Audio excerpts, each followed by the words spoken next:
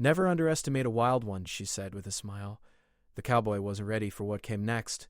The gunshot cracked through the canyon before Jake Collins could even touch his holster.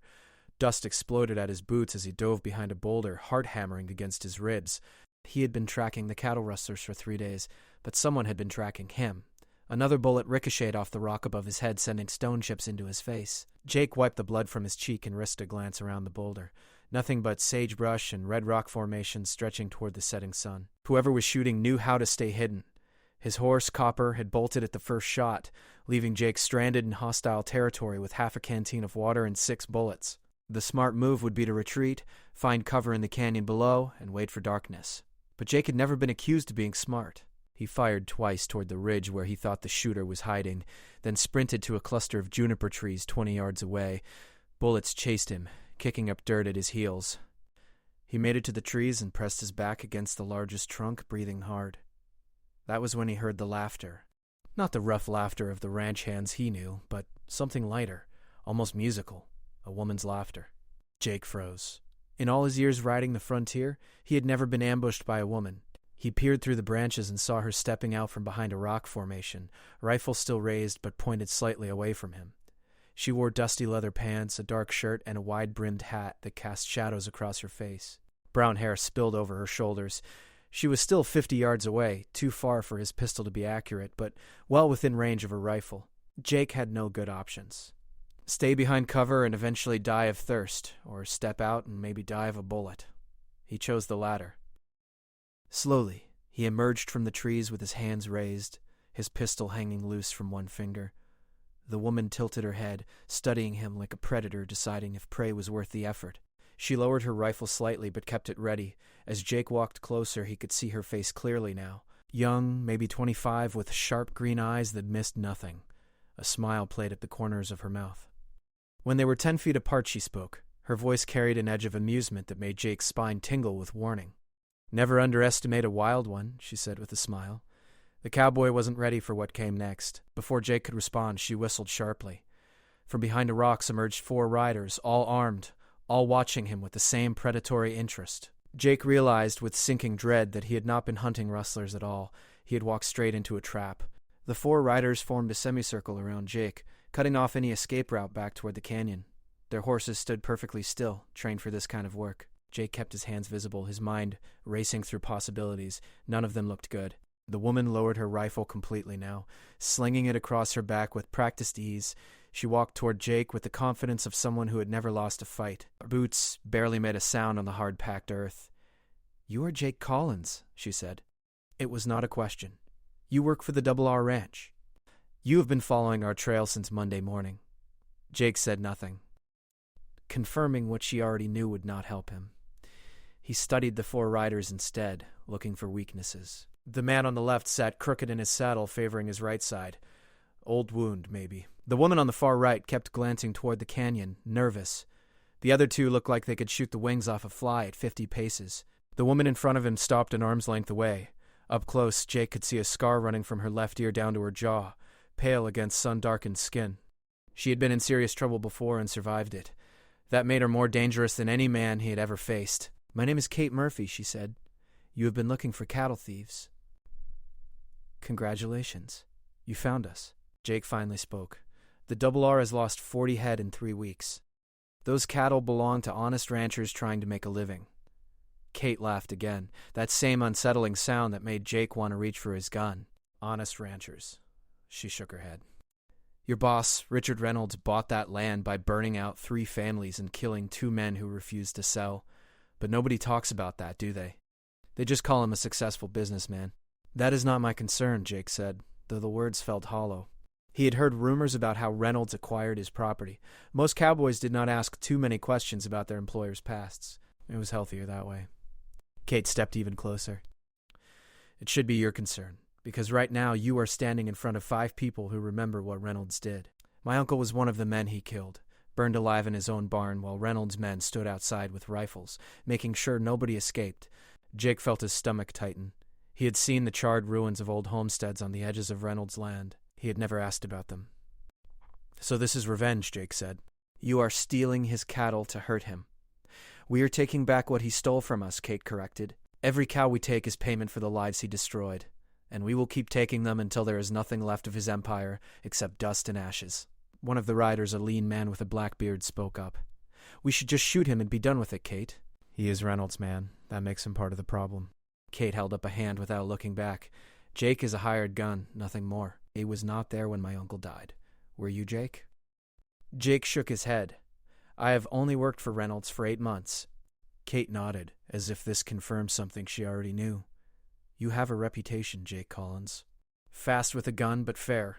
You never shot a man who did not draw first. You helped a widow keep her ranch last year when a gang tried to run her off. You are not like Reynolds. That does not mean I will let you keep stealing cattle, Jake said, though his hand had not moved closer to his gun. He was outnumbered and outgunned. Making a stand here would be suicide. Kate smiled that dangerous smile again. I am not asking for your permission. I am giving you a choice. You can ride back to the Double R and tell Reynolds you lost our trail. Collect your pay, move on to another job. Or you can try to stop us, and my friends will bury you in this canyon where nobody will ever find you. What will it be, cowboy? Jake looked at the 4 riders again, then back at Kate.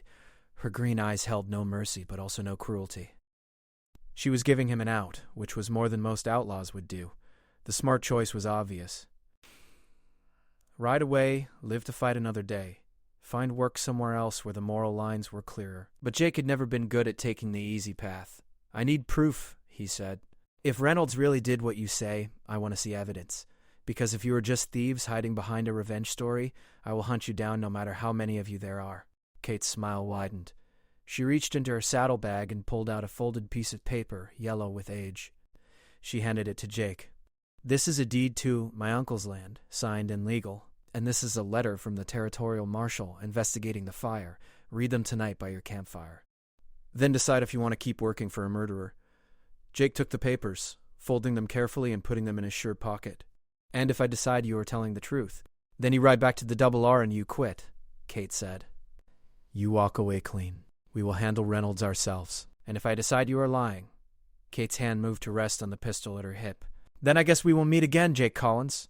And next time I will not be giving you a choice. She turned and walked back to her horse, swinging into the saddle with fluid grace. The 4 riders remained in position, watching Jake carefully. Kate looked down at him from her mount, her expression unreadable in the fading light. Your horse is waiting for you 2 miles south, in the Box Canyon, she said. We did not hurt him. Consider it a courtesy. The next time we meet, there will be no courtesies. She whistled again, and the 5 riders turned as one galloping away toward the western hills. Jake stood alone in the growing darkness, his hand pressed against the papers in his pocket, knowing that whatever he decided next would change everything. He found Copper exactly where Kate said he would be, grazing peacefully in the Box Canyon. The horse nickered softly when Jake approached, seemingly unbothered by the day's events. Jake checked him over carefully, looking for injuries or signs of mistreatment. Nothing. Kate had kept her word about that much, at least. Jake made camp in the canyon, building a small fire once the stars emerged. He pulled out the papers Kate had given him and read them by flickering firelight. The deed was genuine, he could tell that much. It bore the territorial seal and was dated 4 years ago, granting ownership of 300 acres to a man named Patrick Murphy, Kate's uncle. The marshal's letter was worse. It detailed the investigation into the fire that killed Patrick Murphy and another homesteader named Carl Bennett. Witnesses reported seeing men working for Richard Reynolds surrounding the barn before the fire started. But the marshal's investigation had been shut down by the territorial governor, a man who Jake now remembered had business dealings with Reynolds. The case was closed without charges. Jake stared into the fire, feeling his certainty crumble like dry clay. He had signed on with the Double R because the pay was good and the work was straightforward. Chase off rustlers, protect the cattle, earn an honest wage. He had never thought to question where Reynolds' wealth came from. Most cowboys did not. You worked for a man, collected your pay, and moved on when the job was done, but murder was different. If Kate was telling the truth, and these papers suggested she was, then Jake had spent 8 months protecting a killer's stolen empire. That sat like a stone in his gut. He did not sleep well that night. Every sound made him reach for his gun, expecting Kate's gang to return and finish what they started. But dawn came quiet and cold, with nothing but desert wind and distant coyote calls. Jake packed his camp and rode slowly back toward the Double R, the papers burning like hot coals in his pocket. The ranch sprawled across a valley, with the main house sitting on a hill overlooking thousands of acres of grassland. Cattle dotted the landscape, fat and healthy, worth a fortune at market. Jake had always thought it was beautiful. Now he saw it differently, wondering how much blood had watered this grass. Reynolds was waiting for him on the porch, a tall man with silver hair and cold blue eyes. He wore expensive clothes brought in from Denver, never the dusty work gear of actual ranchers. His hands were soft, unmarked by rope burns or branding scars. He was a businessman who happened to own cattle, not a cattleman who happened to run a business.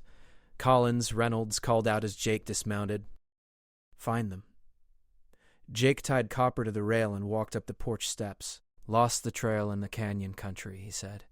"They scattered in 3 directions. Could take weeks to pick it up again." Reynolds' jaw tightened. "I am paying you to catch rustlers, not make excuses. Every day those thieves run free costs me money." Jake met his eyes steadily. "Why do they call themselves the Murphy Gang?" Reynolds' expression flickered just for a moment. "Where did you hear that name?" "From them," Jake lied smoothly. "They left a message carved into a tree. Said the Murphy Gang sends their regards." "Who is Murphy?" "Nobody important," Reynolds said too quickly. "Just some squatter who tried to claim land that belonged to me. The law sorted it out years ago." Jake nodded slowly, watching Reynolds carefully. "The law or the territorial governor who owes you money?" Reynolds' eyes went flat and dangerous. "You are asking questions that are none of your concern, Collins. I hired you to do a job. Either do it or collect your pay and ride out." Jake felt the weight of his gun at his hip. 6 months ago, he would have backed down, apologized, and gotten back to work. But 6 months ago, he had not read a marshal's letter describing men burning alive while Reynolds' hired guns stood guard.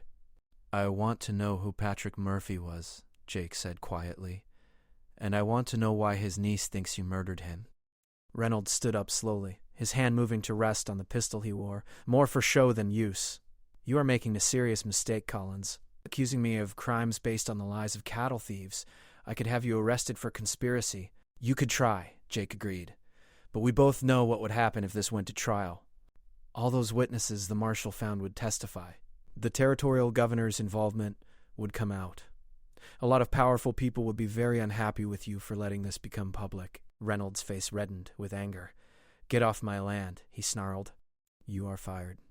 And if I see you in this territory again, I will make sure you regret it." Jake turned to leave, then paused at the top of the steps. "One more thing," he said without looking back. "The Murphy Gang is not just stealing cattle for revenge. They are building something. They have supplies, organization, people. Whatever you did to them 4 years ago, you created an enemy that is not going away." He walked down the steps and mounted Copper, feeling Reynolds' glare burning into his back. As he rode away from the Double R for the last time, Jake knew he had just made his life significantly more complicated. He was unemployed, had likely made an enemy of one of the most powerful men in the territory, and was now caught between a murderous rancher and a gang of rustlers with a legitimate grievance. The smart move would be to ride to the next town, find work somewhere else, and forget this whole mess. But as Jake turned Copper west toward the canyon country where Kate and her gang operated, he knew he was done making smart moves. If Reynolds was going to hunt the Murphy Gang, someone needed to warn them. And if Kate was going to take down Reynolds, she would need help from someone who knew the Double R's defenses. Jake Collins had spent his life avoiding complicated situations, but sometimes the right choice was also the hardest one. He urged Copper into a gallop, racing the setting sun toward uncertain allies and certain danger, knowing that whatever came next would test everything he believed about justice, loyalty, and what it meant to be a man worth respecting in a lawless land. Finding the Murphy Gang proved easier than Jake expected. He simply rode to the last place he had seen them and waited. An hour after sunset, 2 riders approached with rifles ready. Jake recognized them from the ambush, the nervous woman and the man with the black beard. They kept their distance, weapons trained on his chest. "Kate sent word you might be coming," the bearded man said. "Said you would either join us or betray us." "Which is it, Collins?" Jake dismounted slowly, keeping his hands visible. "Reynolds fired me this afternoon. I confronted him about Patrick Murphy. He did not deny it." "That does not answer my question," the man pressed. "Are you with us or against us?" Jake met his gaze. "I am against murder. I am against men who burn families alive to steal their land. If that means I am with you, then I guess I am with you." The woman lowered her rifle slightly. "How do we know Reynolds did not send you to infiltrate us?" "This could be a trick." "It could be," Jake admitted. But if Reynolds wanted to infiltrate you, he would send someone smarter than me. Someone who would not get caught in an ambush on the first day. The bearded man snorted. He has a point there. They brought Jake to the gang's camp, hidden deep in a network of canyons that would take an army weeks to search. Tents and supplies were scattered among the rocks, along with a makeshift corral holding the stolen cattle. Jake counted 15 people total, men and women both, all watching him with suspicion. Kate emerged from the largest tent, her expression unreadable. "So you chose the hard path," she said. "I was not sure you would." Jake dismounted and faced her. "Reynolds as good as admitted to the murders. He tried to threaten me into silence. I figured you should know he is planning something bigger than just tracking you down. He looked scared when I mentioned your supplies and organization." Kate's eyes sharpened. "What exactly did he say?" Jake recounted the conversation. Kate listened without interrupting, her face growing darker with each detail. When he finished, she called the bearded man over. "Lucas, get everyone together. We need to talk about moving the operation up." The camp gathered around a central fire as night deepened. Jake stood at the edge, still an outsider. Kate waited until everyone was present before speaking. "Reynolds knows we are more than just cattle thieves," she announced. "That means he will start taking us seriously. No more small raids and quick escapes. He will come at us with everything he has." A young man with red hair spoke up. "We knew this day would come eventually. We have been preparing for it." Kate nodded. "But we are not ready yet. We needed another month to gather enough evidence, enough allies. Reynolds has friends in every town, judges in his pocket, lawmen on his payroll. Taking him down legally requires an airtight case." "What about taking him down the other way?" Lucas suggested grimly.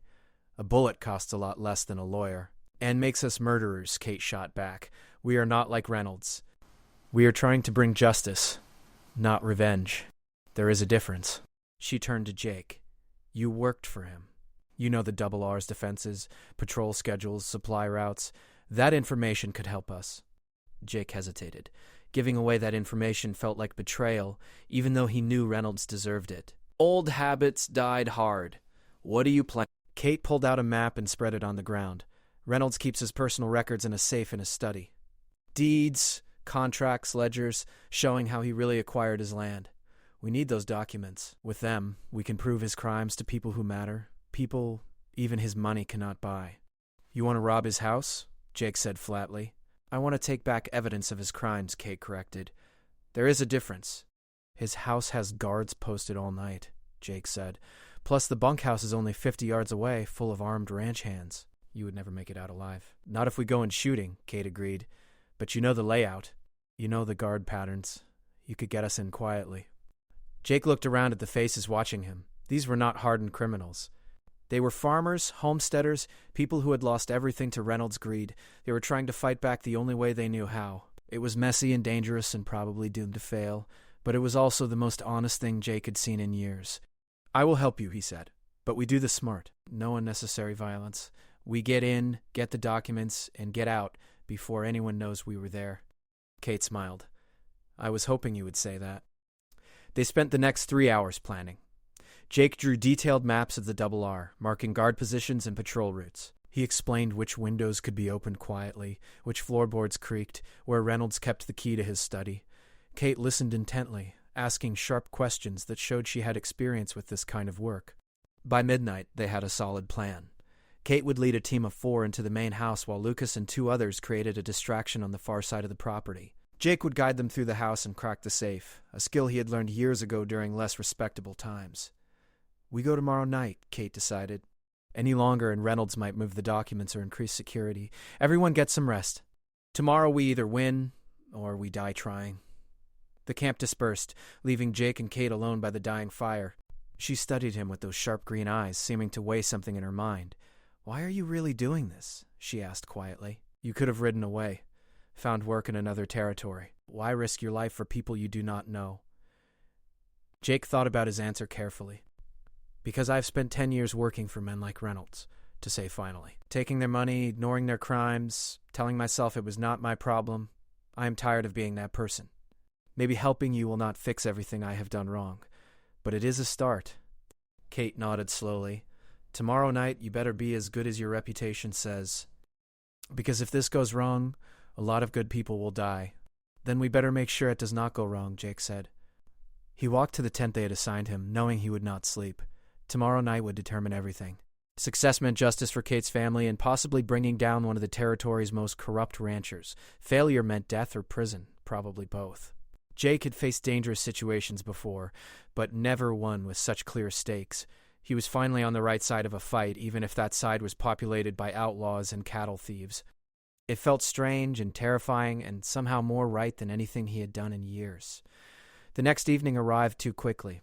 Jake rode alongside Kate, Lucas, and two others named Beth and Henry toward the Double R as darkness fell. Lucas and his distraction team split off a mile from the ranch, taking positions near the southern fence line. Jake led Kate's group through a dry creek bed that provided cover until they reached the back of the main house. The guard was exactly where Jake said he would be, leaning against the porch railing, smoking a cigarette. Jake could see the glow of the ember from 50 yards away. They waited in tense silence until the guard finished his smoke and walked around to the front of the house, following his patrol route. Now, Jake whispered. They moved quickly across the open ground, keeping low. Beth stayed outside to watch for the guard's return while Jake, Kate, and Henry slipped through an unlocked kitchen window. Inside, the house was dark and quiet. Reynolds had gone to town for a meeting, according to the ranch hand Jake had questioned earlier. They had maybe 2 hours before anyone checked on things. Jake led them through the house, avoiding the creaky floorboards he remembered from his time working there.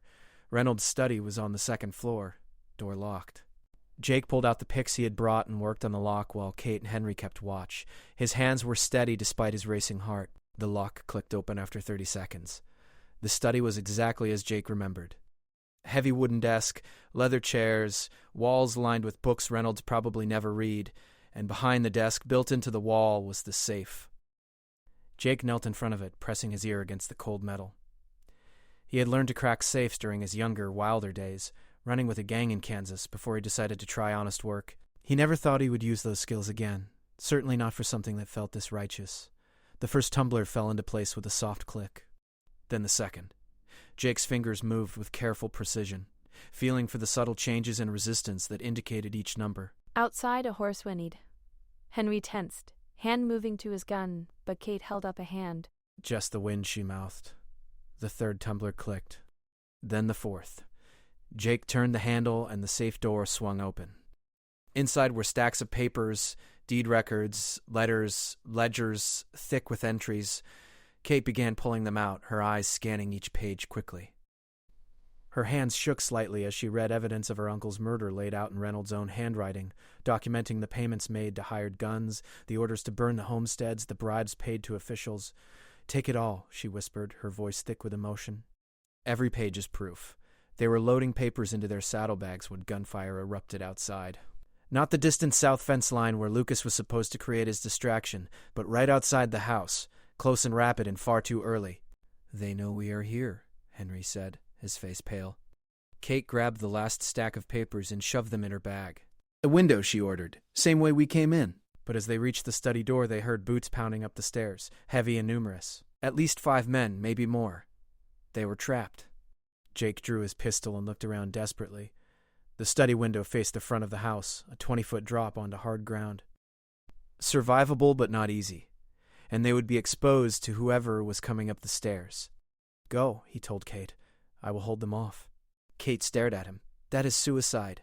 "It is the only way you get out with those papers," Jake said. "And those papers are worth more than my life." "Go." Kate hesitated for just a moment, then nodded. She and Henry ran to the window, throwing it open. The sound of boots on stairs grew louder. Kate climbed out onto the narrow ledge, then lowered herself and dropped. Jake heard her land with a grunt. Henry followed. Jake positioned himself behind the heavy desk, gun ready. The door burst open, and Reynolds stormed in with 4 armed men. His face was twisted with rage when he saw the empty safe. "Collins," he snarled, "I should have known you were a traitor." "You are a murderer," Jake replied calmly, "and now everyone is going to know it." Reynolds laughed bitterly. "You think those papers matter? I own the judges, I own the marshal, I own this entire territory. Nobody will touch me." "Maybe," Jake said, "but Kate Murphy has friends you do not know about. Friends and places your money cannot reach. And once those papers reach them, your empire is finished." Reynolds raised his gun. "Then I guess I better make sure those papers never leave this ranch." The gunfight that followed was quick and brutal. Jake shot first, hitting the man to Reynolds' left in the shoulder. Return fire shattered the desk lamp and sent splinters of wood flying. Jake rolled behind a bookshelf, firing twice more. Another man went down, but there were too many of them and only one of him. A bullet grazed his arm, burning like a brand. Another shattered the window behind him, letting in cold night air. Jake could hear shouting outside, more gunfire. Lucas and his team must have attacked when they heard shots from the house. The whole plan was falling apart. Then Kate appeared in the shattered window, rifle raised. She fired 3 times in rapid succession, each shot perfectly placed. 2 of Reynolds' men dropped. The third dove for cover. Reynolds himself scrambled toward the door, realizing he was now outnumbered. Kate climbed back through the window, her eyes blazing. "Told you I do not leave people behind," she said to Jake. Together they fought their way out of the house, bullets chasing them down the stairs and through the kitchen. Outside was chaos. Lucas and his team had set fire to the bunkhouse, driving the ranch hands out into the open where they were easy targets. But Reynolds' men were regrouping, and there were still too many of them. "Mount up," Kate shouted. "We ride now." They ran for their horses, dodging bullets, and returned fire. Jake's wounded arm screamed with pain, but he managed to climb into the saddle. The gang thundered away from the Double R, the night filled with gunfire and the smell of smoke. Behind them, Reynolds stood on his porch, watching his empire begin to burn. 3 weeks later, Jake stood in the territorial capital, watching federal marshals lead Richard Reynolds away in chains. The papers Kate had stolen proved everything. Murders, bribes, land theft, all documented in Reynolds' own hand. The territorial governor resigned in disgrace. Judges were removed from the bench. And the Murphy gang received full pardons for their crimes as the evidence showed they were victims seeking justice. Kate stood beside Jake on the courthouse steps, watching the marshals load Reynolds into a prison wagon. She looked tired but satisfied. "It is not enough," she said quietly. "Nothing will bring back my uncle or the others Reynolds killed. But it is something." "It is justice," Jake said. "That counts for something." Kate turned to him. "What will you do now?" "You are a free man. You could go anywhere." Jake thought about it. The territory felt different now, cleaner somehow. But he knew there were other men like Reynolds out there, other victims who needed someone to stand with them. "I figure I will stick around," he said. "Maybe help other people the law has forgotten. Seems like there is plenty of work for someone who knows how to fight, but also knows when to stop fighting." Kate smiled that dangerous smile that had first made Jake's spine tingle with warning. "Sounds like you finally figured out who you want to be." "Took me long enough," Jake admitted. They walked down the courthouse steps together. 2 people who had started as enemies and become something closer to friends. The sun was setting over the Capitol, painting the sky in shades of orange and red. Somewhere in the distance, Jake could hear music and laughter, the sounds of a territory slowly learning to be better than its violent past. Jake Collins had spent years working for bad men and taking dirty money, but standing there with Kate Murphy watching justice finally prevail, he felt something shift inside himself. He had found his purpose not in the smooth, easy path of hired guns and questionable employers, but in the hard, messy work of standing up for what was right, even when it cost him everything. And that, he thought, was worth all the trouble it had taken to get here.